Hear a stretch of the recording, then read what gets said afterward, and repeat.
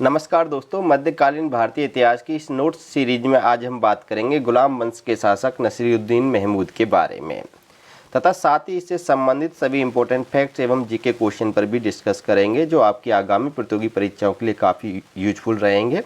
तो चलिए शुरू करते हैं अपने टॉपिक को। सबसे पहले हम जानते हैं कि दिल्ली सल्तनत पर शासन करने वाला जो पहला वंश था वो गुलाम वंश था और नसीरुद्दीन महमूद गुलाम वंश का 8वें नंबर का शासक था। और हम पहले ही बता चुके हैं गुलाम वंश में टोटल 11 शासक हुए थे और 11 शासकों में 8वें नंबर पर जो सुल्तान बना था वो था नसीरुद्दीन महमूद। ठीक है, इसका शासनकाल था 1246 ईस्वी से लेकर 1266 ईस्वी तक इसने दिल्ली सल्तनत पर सुल्तान के रूप में शासन किया था। ठीक है, और इसके अलावा एक बात और याद रखनी है आपको कि यह शमसी वंश का क्या था, इल्तुतमिश के द्वारा जो शमसी वंश स्थापित किया गया था और शमसी वंश का क्या था, अंतिम सुल्तान था। सबसे इम्पोर्टेंट बात यही है, याद रखना है कि कुतुबुद्दीन ऐबक द्वारा स्थापित शमसी वंश का आखिरी सुल्तान कौन था। तो याद रखना है नसरुद्दीन महमूद था। इम्पोर्टेंट क्वेश्चन है, याद रखना है।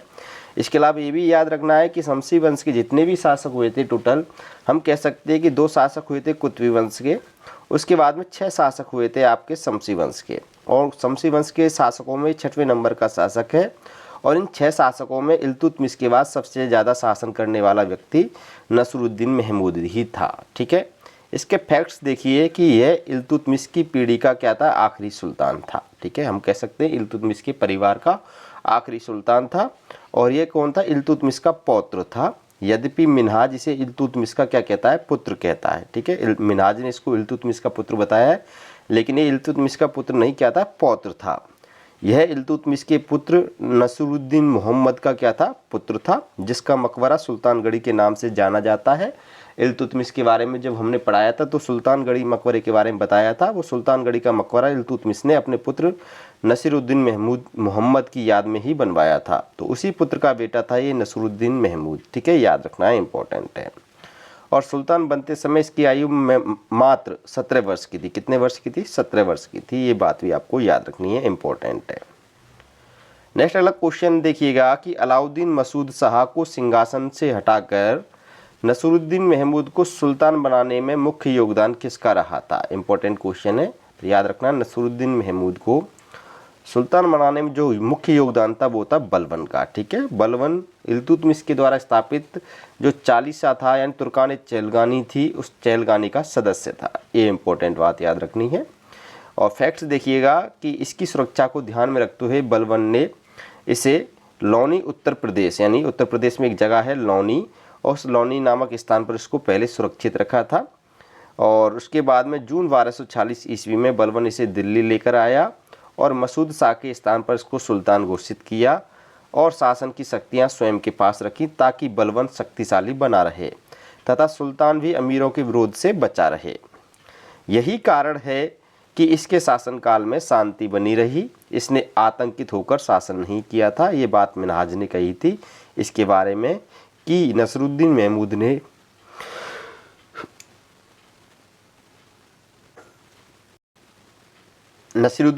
ने आतंकित होकर शासन नहीं किया था, शांतिपूर्वक शासन किया था। ये बात मिन्हाज ने कही है। ठीक है, नेक्स्ट क्वेश्चन देखिएगा कि दिल्ली का सुल्तान बनने से पूर्व नसीरुद्दीन महमूद कहाँ का हाकिम था। तो इसका सही आंसर है बहराइच का हाकिम था। इंपॉर्टेंट क्वेश्चन है, याद रखना है।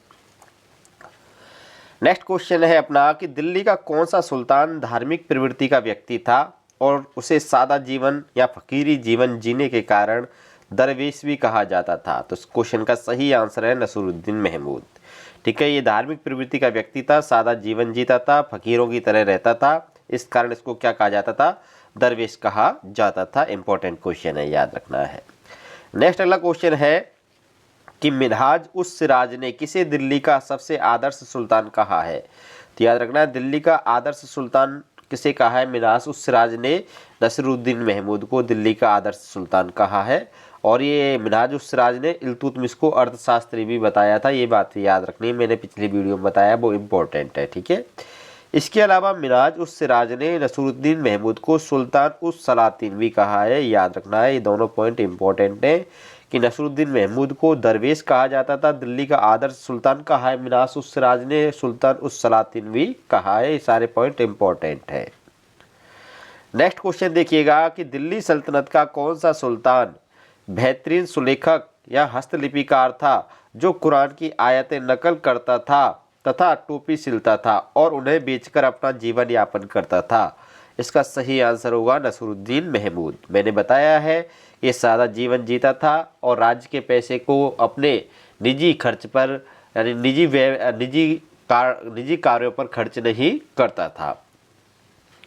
नेक्स्ट अगला क्वेश्चन है कि जब खाना बनाते वक्त अपनी बेगम की उंगली जली और उसकी नौकरानी की मांग पर किस सुल्तान ने कहा था कि हम राज्य के ट्रस्टी हैं, मालिक नहीं, अतः यह कार्य स्वयं ही करना है, अपने सुख हेतु राज्य का अपव्यय नहीं? तो ये बात अपनी पत्नी से कही थी नसरुद्दीन महमूद ने। ठीक है, इंपॉर्टेंट क्वेश्चन है, याद रखना है, यूजीसी नेट में पूछा भी गया है क्वेश्चंस। ये सारे क्वेश्चंस में जो आपको बता रहा हूँ ये सारे क्वेश्चंस एग्जाम्स में पूछे जा चुके हैं ऑलरेडी और एग्जाम्स में रिपीट होकर पूछे जाते हैं। यहाँ पे कंप्लीट मैं आपको नसरुद्दीन महमूद के बारे में बता रहा हूँ। नेक्स्ट क्वेश्चन देखिएगा कि दिल्ली सल्तनत का एकमात्र सुल्तान कौन था जिसकी एक ही बेगम यानी एक ही पत्नी थी? तो इस क्वेश्चन का सही आंसर है नसरुद्दीन महमूद। यानी नसरुद्दीन महमूद की एक ही पत्नी थी यानी एक ही बेगम थी और ऐसा एक ही मात्र ये सुल्तान है जिसकी एक ही पत्नी वाला। जैसे काफ़ी सुल्तान हुए, सभी की अनेक पत्नियां रहीं, एक से ज़्यादा पत्नियां रहीं, लेकिन नसरुद्दीन महमूद दिल्ली सल्तनत का एकमात्र सुल्तान था जिसकी एक ही बेगम थी यानी एक ही पत्नी थी।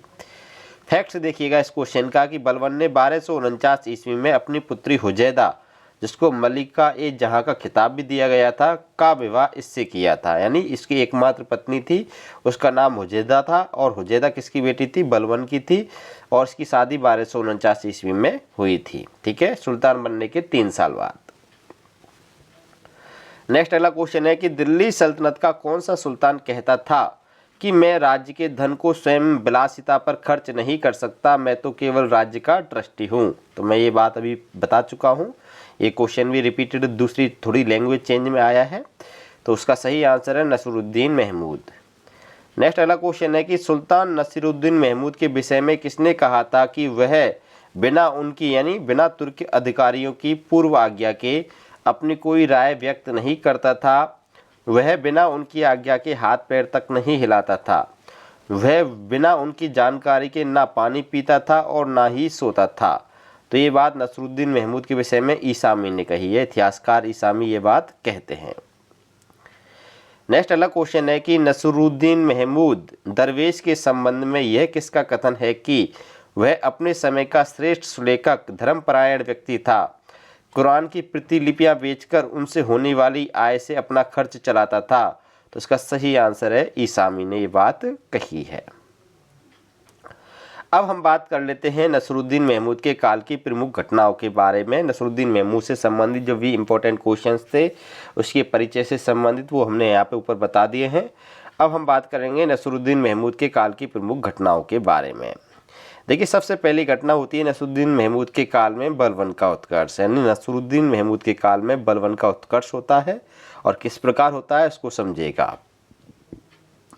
देखिए, नसरुद्दीन महमूद के सुल्तान बनते ही बलबन ने प्रशासन का पुनर्गठन किया था और अपने पक्ष के व्यक्तियों को शक्तिशाली पदों पर आसीन किया था। जैसे जो नायब का पद होता है, सुल्तान के बाद में जो सबसे शक्तिशाली पद होता है वो नायब का पद होता है और जो नायब का पद था वो बलबन ने स्वयं अपने पास रखा था। 1249 ईस्वी में ये नायब बना था। उससे पहले अमीर हाजिब पद पर था और अमीर हाजी और वकील दर यानी इसको 2 पद मिले हुए थे उससे पहले। और 1249 में इसने सुल्तान से कहकर अपने आप को क्या किया? नायब घोषित किया।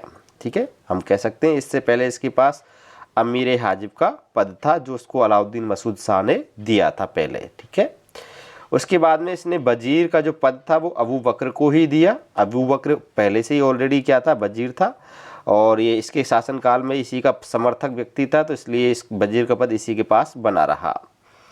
अमीर हाजिब का जो पद था, अमीर हाजिब का मतलब आप समझते ही होंगे कि राज दरबार का जो प्रबंधक होता था, दरबार का शिष्टाचार देखता था और दरबारी समारोहों का जो आयोजन करवाता था उसको अमीर हाजिब कहा जाता था।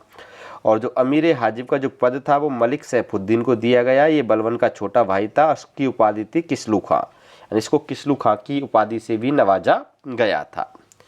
इसके अलावा जो लाहौर और भटिंडा, यानी इन दोनों का जो ये दोनों एक ही क्षेत्र में आते थे, तो लाहौर और भटिंडा इन दोनों क्षेत्रों का जो इक़्तिदार है वो बनाया था शेख नासिरुद्दीन खां को, और ये बलबन का चाचा था। यानी कुल मिला के हम कह सकते हैं कि बलबन ने जो अच्छे अच्छे पद थे वो अपने ही रिश्तेदारों को दिए थे।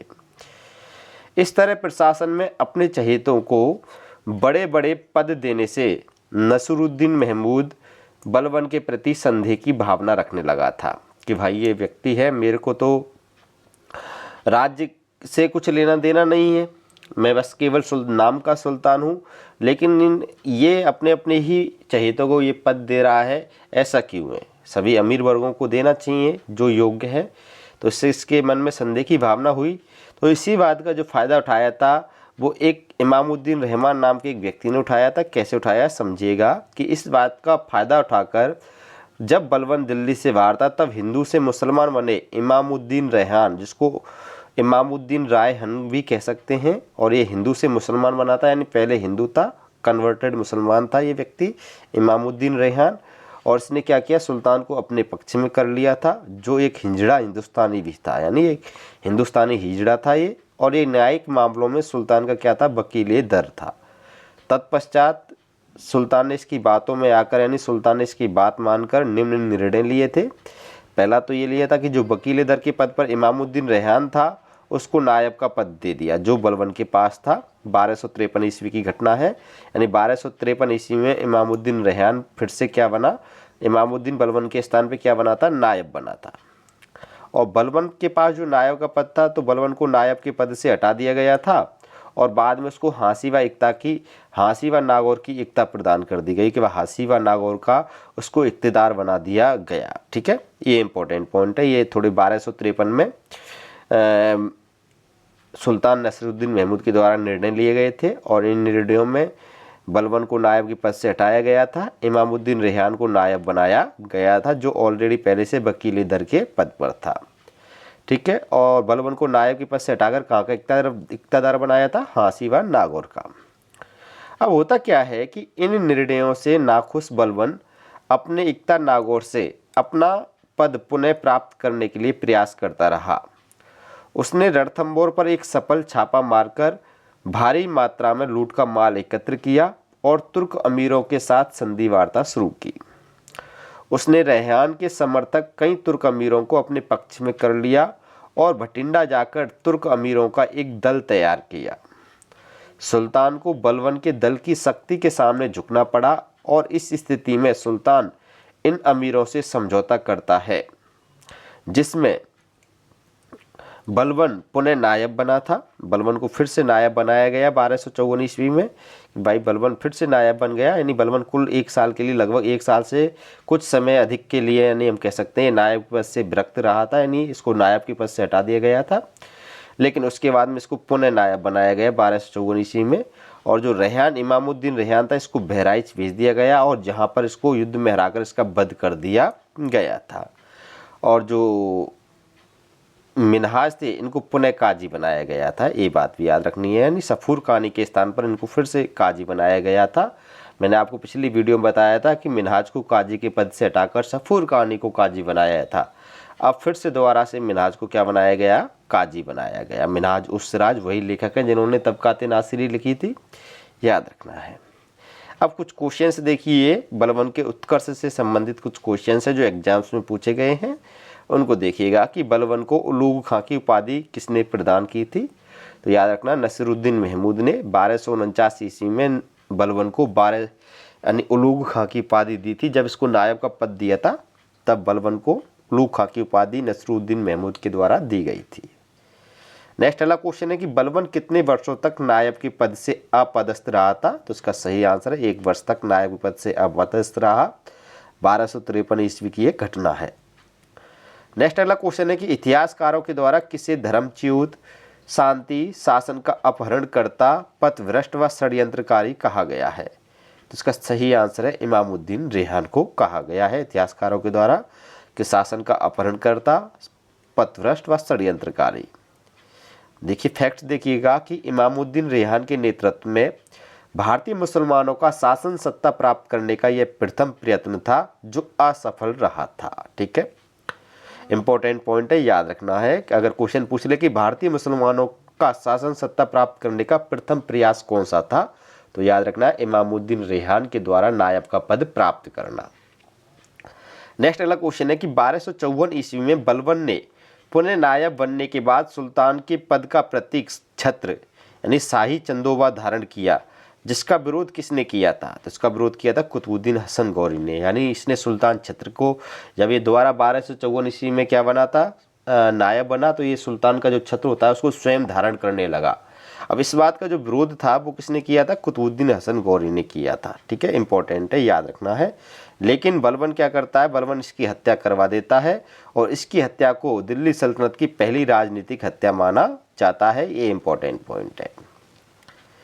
नेक्स्ट अगला क्वेश्चन है कि किसका कथन था कि उलूग खां का राजनीतिक दर्जा ऊंचा हो गया, यहाँ तक कि मलिक उसकी खुशकिस्मती से ईर्ष्या करने लगे और बेमनस्य के कांटे उनके हृदय में चुभने लगे, किंतु अल्लाह ने यह तय कर दिया था कि वह अन्य व्यक्तियों से महान होगा।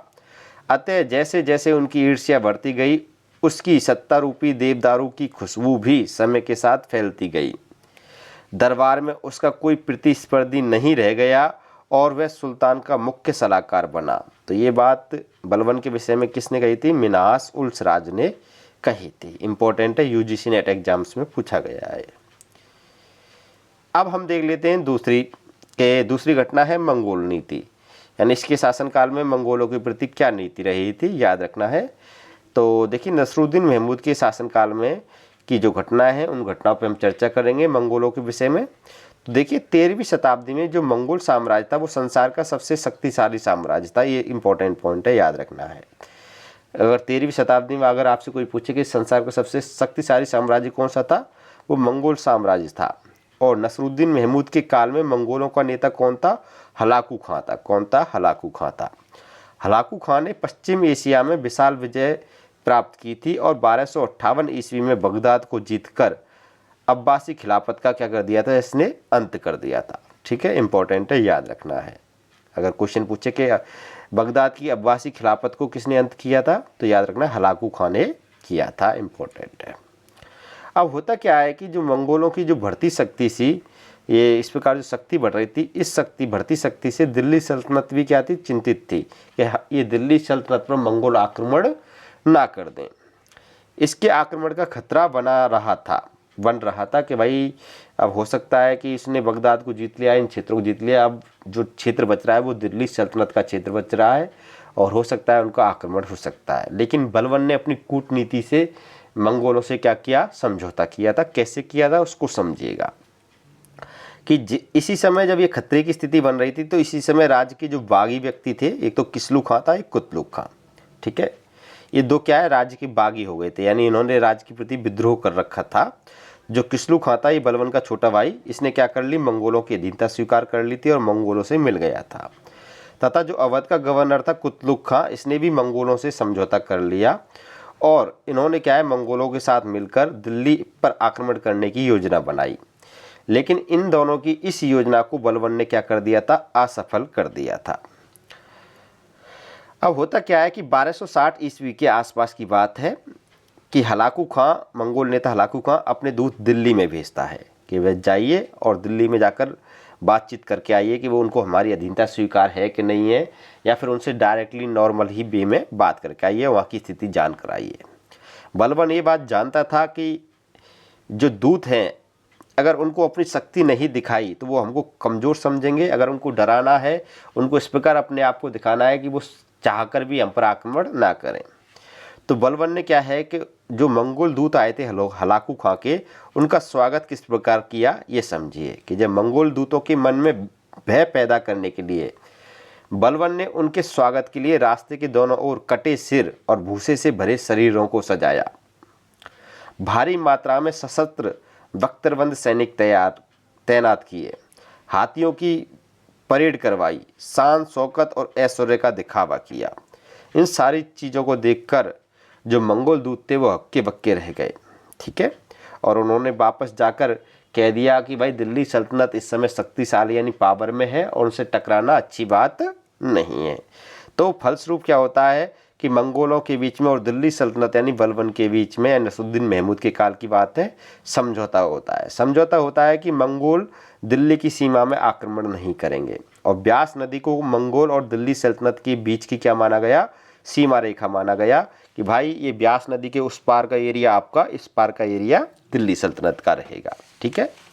और एक बात और याद रखना है कि ये जो हलाकू खान था, ये मिस्र अभियान में हलाकू खान मारा भी गया था आगे चलकर। ठीक है, ये बात याद रखनी है।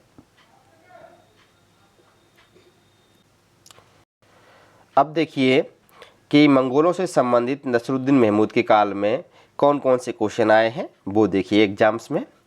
कि ये क्वेश्चन ये पूछा गया था कि 1259 से 60 ईस्वी में किस मंगोल सरदार से समझौते के बाद पंजाब में शांति स्थापित हुई थी। तो इसका सही आंसर है हलाकू खां। इंपॉर्टेंट क्वेश्चन है। मैंने बताया था कि पंजाब के क्षेत्र में जो किसलू खां थे, कुतलुक खां थे, इन्होंने लूटमार मचा रखी थी। उधर से मंगोल भी अपनी लूटमार कर रहे थे, तो पंजाब में क्या थी, अशांति थी। तो इनसे समझौता हो गया तो पंजाब क्षेत्र में शांति स्थापित हो गई। इंपॉर्टेंट क्वेश्चन याद रखना है।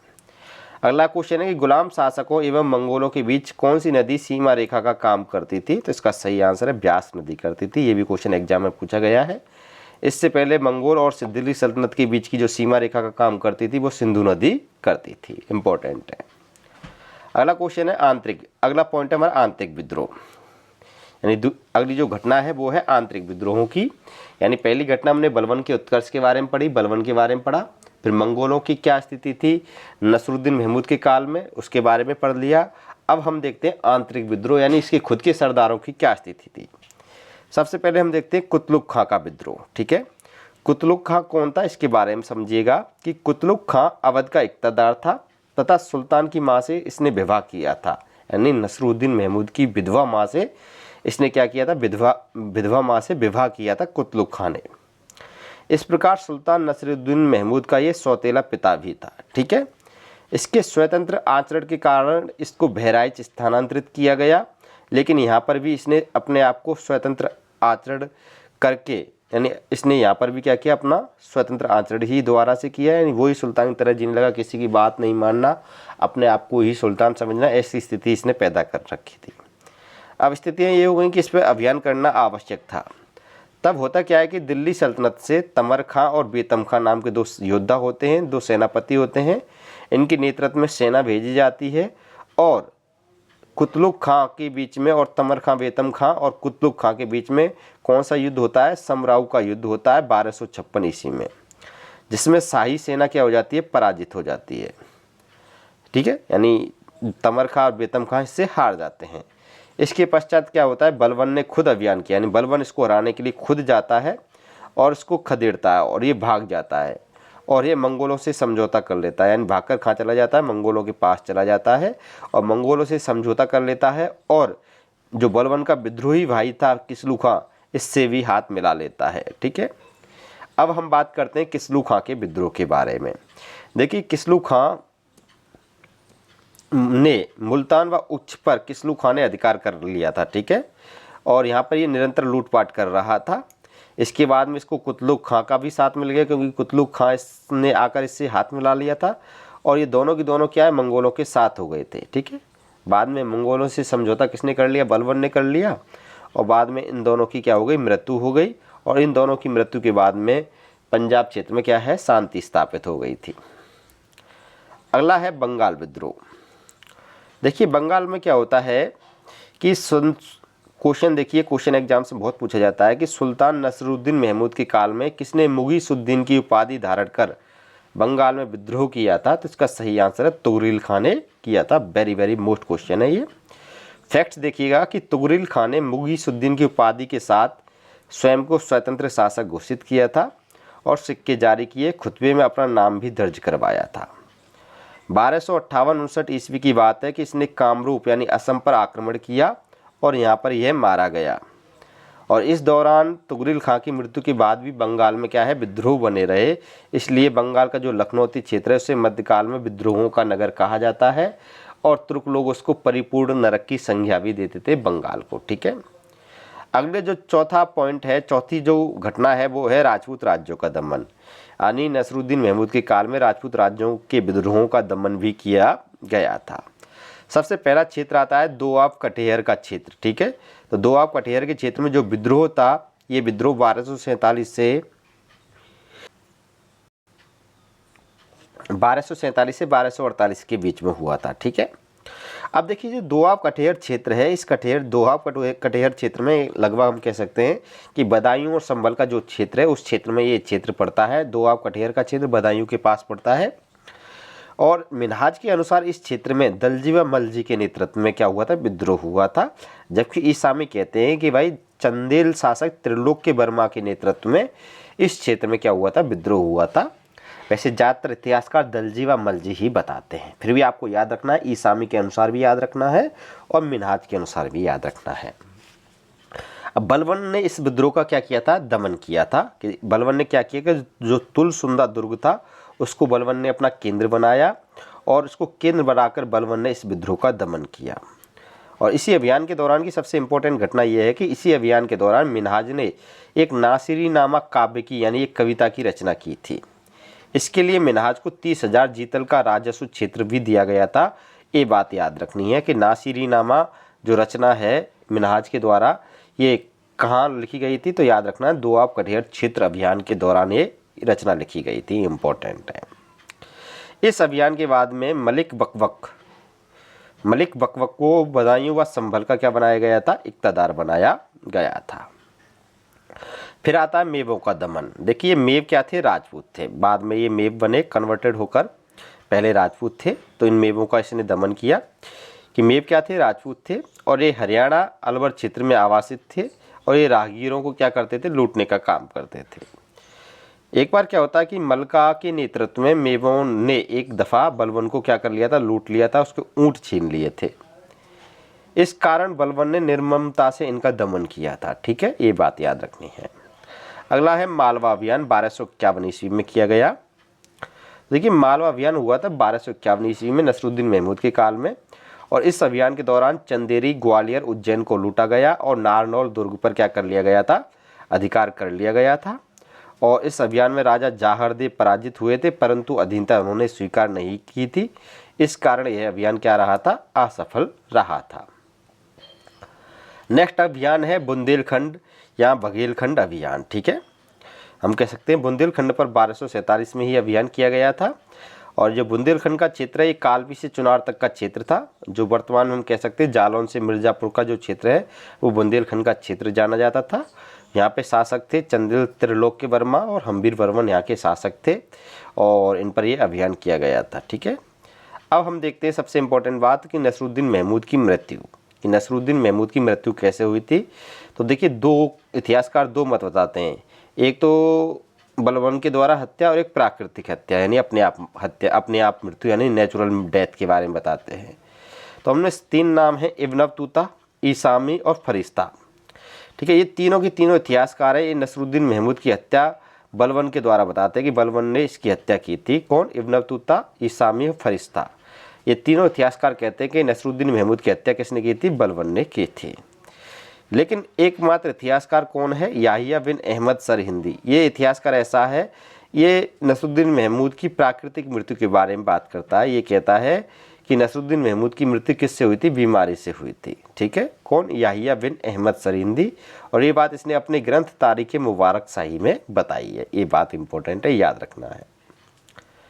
अब कुछ अन्य महत्वपूर्ण प्रश्न हैं नसीरुद्दीन महमूद से संबंधित जो एग्जाम्स में पूछे गए हैं उनको भी याद रखिएगा।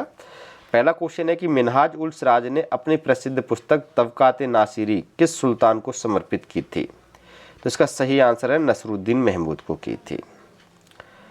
नेक्स्ट अगला क्वेश्चन है कि नासिरी नामक काव्य की रचना किसने की थी, तो इसका सही आंसर है मिनहाज उल सिराज ने की थी। और मैं बता चुका हूँ दोआब कटिहार अभियान के दौरान की थी।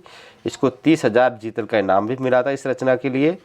नेक्स्ट अगला क्वेश्चन है कि सुल्तान नसीरुद्दीन महमूद के राज्यकाल में, यहाँ पे पाल की जगह क्या है, काल है। सुल्तान नसीरुद्दीन महमूद के राज्यकाल में सबसे प्रसिद्ध कवि कौन था, तो इसका सही आंसर है फखरुद्दीन नुनाकी। ठीक है, फैक्ट्स में देखिए कि इसका कविता में उपनाम आमिद मिलता है, इंपॉर्टेंट है। फखरुद्दीन नुनाकी को इसकी कविताओं में क्या कहा गया है, आमिद कहा गया है, इंपॉर्टेंट है, याद रखना है। ये थे दोस्तों नसरुद्दीन महमूद से जुड़े सभी इंपॉर्टेंट फैक्ट्स एवं क्वेश्चंस। वीडियो पसंद आई है तो वीडियो को लाइक करिएगा, शेयर करिएगा। आप हमारे चैनल पर नए हो तो चैनल को सब्सक्राइब भी करिएगा। ऐसे कंटेंट हम आपके लिए लाते रहते हैं। और कमेंट में अपना फीडबैक अवश्य दीजिएगा, ठीक है। और बताइएगा अपने विचारों को कि टॉपिक का जो मैटर है वो आपको कैसा लगा। फिर मिलेंगे नेक्स्ट अगली वीडियो में, तब तक के लिए अलविदा, बाय बाय।